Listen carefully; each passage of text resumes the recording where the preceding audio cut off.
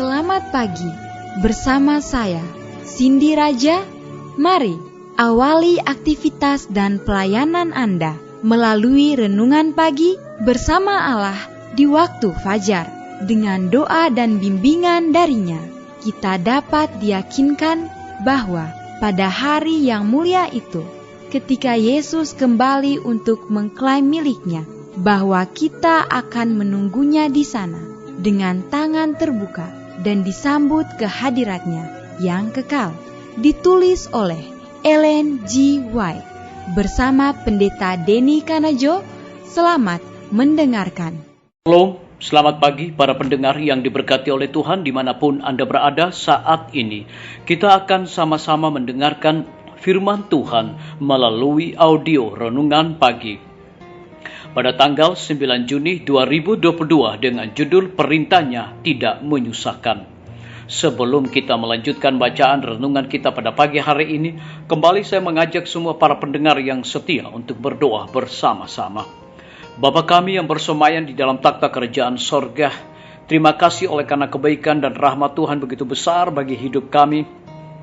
Lebih khusus telah jaga dan pelihara kami di dalam pemberingan kami sepanjang malam, hingga tiba di pagi hari ini kami dibangunkan dengan tubuh sehat dan segar.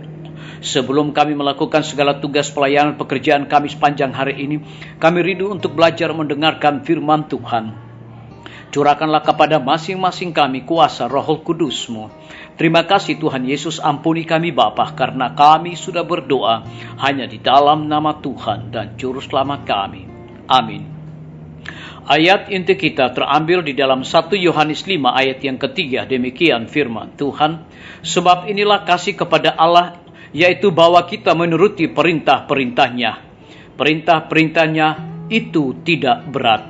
Mari kita ikuti penjelasannya.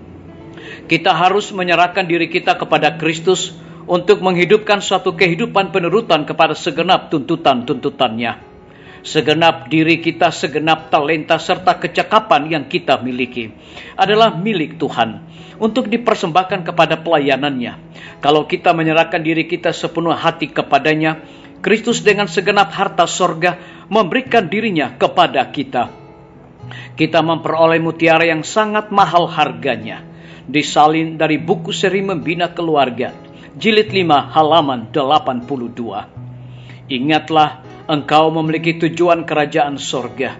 Jalan terbuka menuju kebinasaan haruslah dihindari.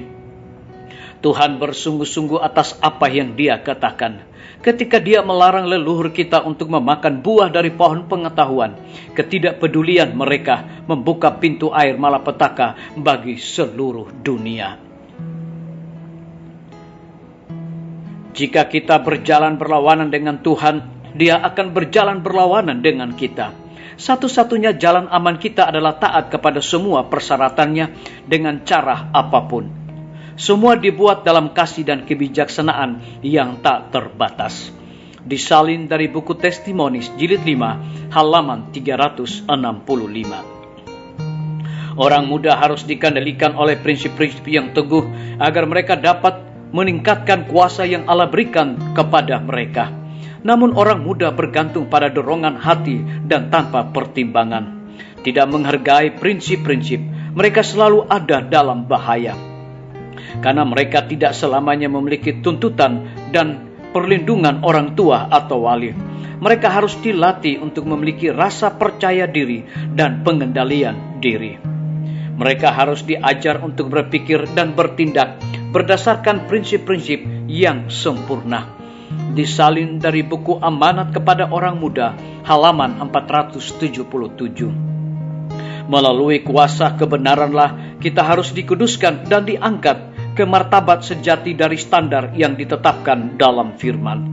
Jalan Tuhan hanya dapat dipelajari melalui ketaatan yang paling cermat pada firman-Nya. Pelajari firman-Nya. Disalin dari buku Amanat kepada Orang Muda halaman 493. Biarlah bacaan renungan kita saat ini akan menjadi berkat bagi kita semua. Mari kita tunduk kepala dan kita berdoa. Bapa kami yang bersemayam di dalam takhta kerajaan sorga, terima kasih Tuhan Yesus, oleh karena firman-Mu di pagi hari ini memberikan sukacita, berkat bagi masing-masing kami untuk melakukan segala tugas pelayanan yang Tuhan percayakan kepada kami. Lebih daripada itu, ada satu penekanan khusus kepada kami.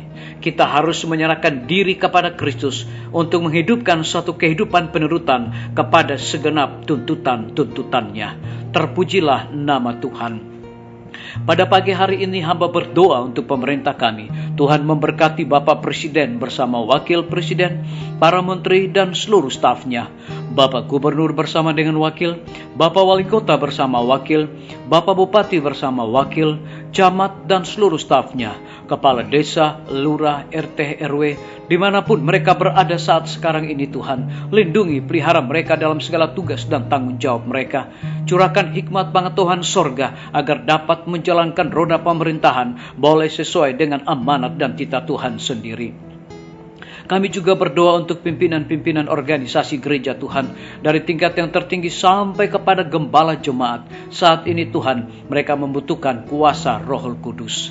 Kami juga berdoa untuk para tim medis Tuhan, berkati dokter, perawat, bidan, semua para pekerja kesehatan yang sedang melayani di setiap rumah sakit, bahkan puskesmas yang ada di Indonesia. Curahkan roh dedikasi di dalam pelayanan kepada mereka. Lebih khusus kami berdoa untuk kelanjutan pembangunan Rumah Sakit Advent Palangkaraya, Rumah Sakit Advent Kupang. Kiranya Tuhan memberkati semua para tukang dan juga pimpinan-pimpinan Rumah Sakit Advent Indonesia. Kiranya hikmat sorga menjadi milik bagian mereka dalam menjalankan segala tugas pelayanan mereka. Lebih khusus kami berdoa untuk hamba-Mu Dr. Raymond yang Tuhan percayakan untuk memimpin Rumah Sakit Advent Palangkaraya. Kiranya hikmat dan dedikasi sorga akan selalu menyertai akan hamba-Mu di dalam tanggung jawabnya.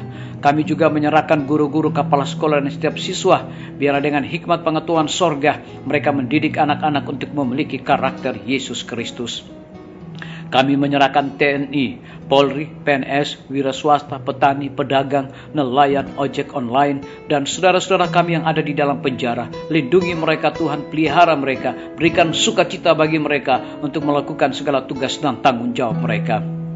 Kami juga berdoa untuk para pendengar yang setia yang berulang tahun saat ini dimanapun mereka berada.